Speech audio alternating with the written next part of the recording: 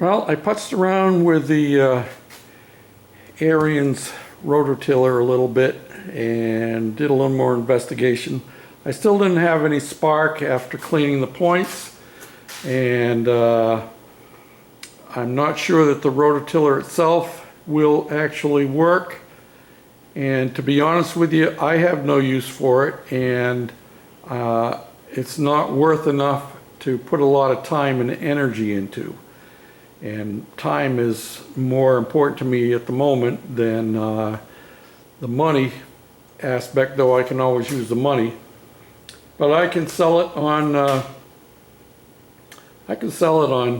Craigslist still probably for $50 or $75 the way it is. Let somebody else pick it up and putz around with it. So anyway, we're here now on the Simplicity snowblower, and this is a clean little unit. I know a little bit of the history of it because I originally was the one who bought it. I went to a yard sale probably 5 or 6 years ago now with my son at a church in Rochester, and they had this sitting outside before you went inside for the yard sale, and it's very, very clean. And I said, what's the problem with it? They said, well, there's not really any problem that we know of, but it's been sitting for more than 10 years in our shed. We bought a larger snowblower, or I guess actually they had somebody who was coming in and plowing the parking lot for them and shoveling the walkways. And so they didn't really have a use for it. And he said, make me an offer. I said, well, I said, it's nice and clean. I said, I've only got $20 in my pocket. And he said, it's yours if you want it. And I said, for $20, I'll take it. So I did.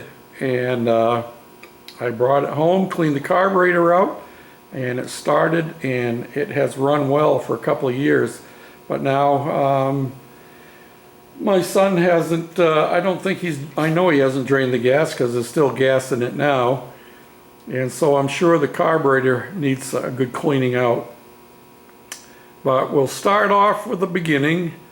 We'll start with checking the spark, and you can watch and see the same way I do.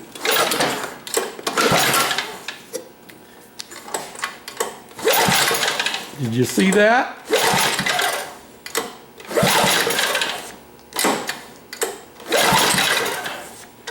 Yep, so we have spark.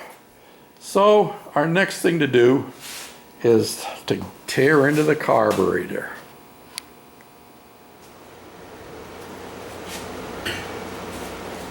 So the first thing to do to get to the carburetor is to take this carburetor cover off. And the first thing you have to do to get that cover off is to pop the choke lever off, just like that.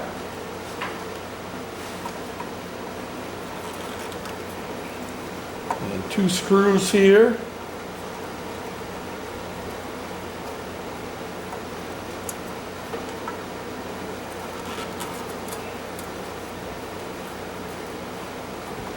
And then to loosen up one up here on the top. This one doesn't have to be taken out all the way, I don't think. The hole is slotted like that, so you can get right at the carburetor.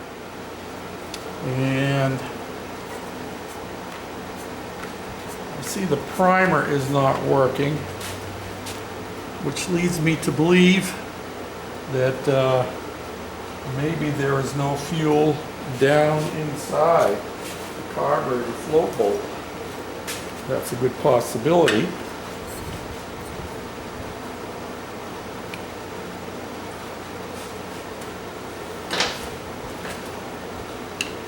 I can see all kinds of gobbledygook around the outside and gobbledygook around the inside.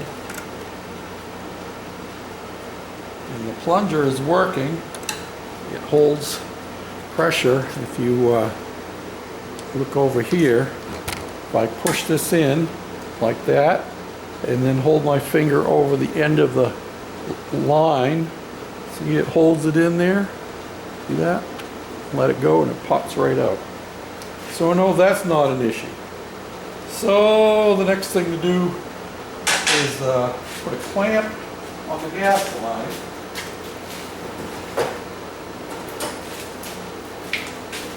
And we'll clamp that on the side where the fuel tank is. Like that.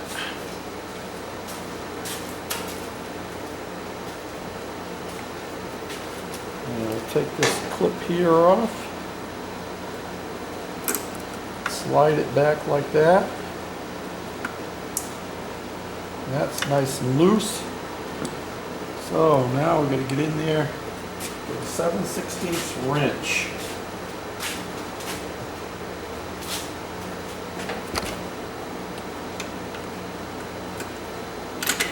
Loosen up these nuts. I gotta find a 12 point because a 6 point won't fit down in there, but I think that has a 12 point that will.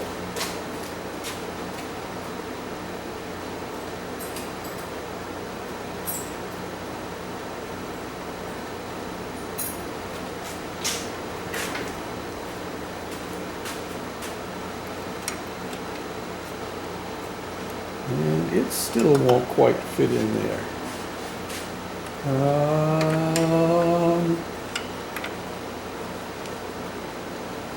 look at that. I don't like that.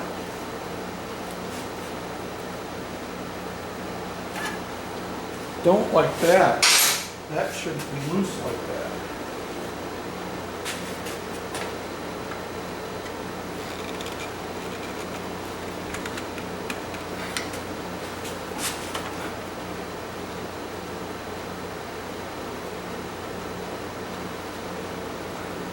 The whole intake is moving. Not good. Not good.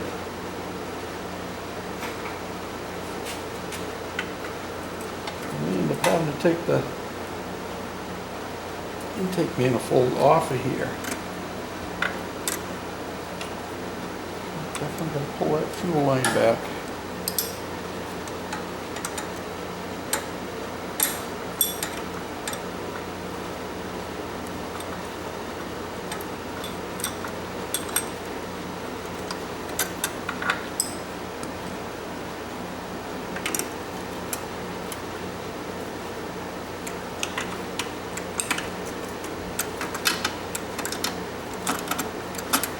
That side we can get right in there.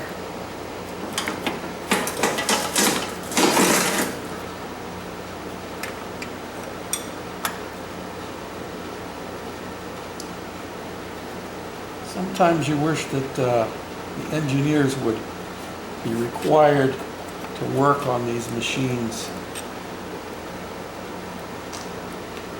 In the case of this one, all they would have to do is just take a little bit of meat off of the casting to allow us to get the wrench right on there.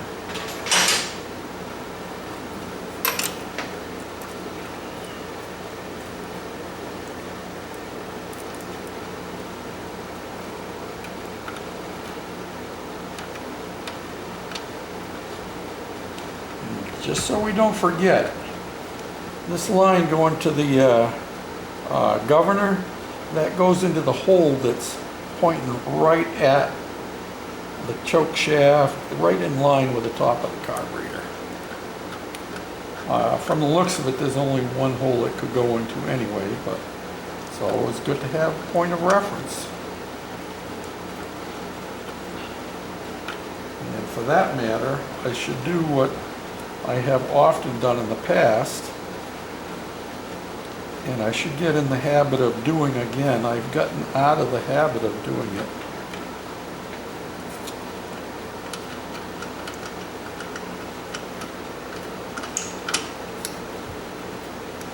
And that's putting a little mark on where the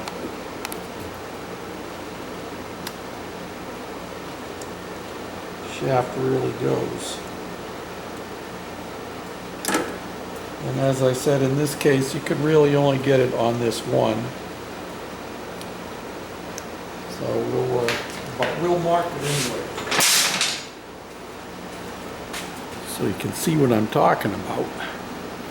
I'm going to put a mark right on this hole right here. That's the one that it goes on. See that? So there'll be no mistaking where it goes when we put it back together. Of course, unless of course I wash it off with carburetor cleaner, which I hope that won't happen. So let's take this over on the bench and see what we can see. But look at the gobbledygook in there. Woo-wee. That's 50% water, I say, as well as lots of other gobbledygook. So we'll get that cleaned out and I'll bring you back.